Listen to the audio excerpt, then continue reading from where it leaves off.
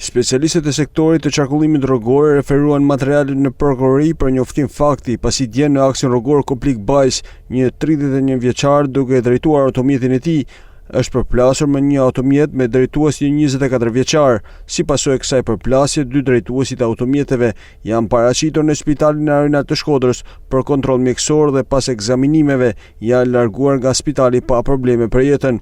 Ndërkohë, specialistët për hetimin e krimeve në Komisariatin e Policisë Shkodër referuan materialet në prokurori ku nisi procedimi në gjendje të lirë për një 40 vjeçar banues në Shkodër, pasi ka ushtruar dhunë ndaj bashkëshortes së tij. Ndërkohë, një 28 vjeçar dhe një 22 vjeçar, të dy banues në Shkodër, janë proceduar pasi ka bërë kallëzim një 44 vjeçar se këta dy shtetas i kanë vjedhur biçikletën në muajin shtator të vitit 2025.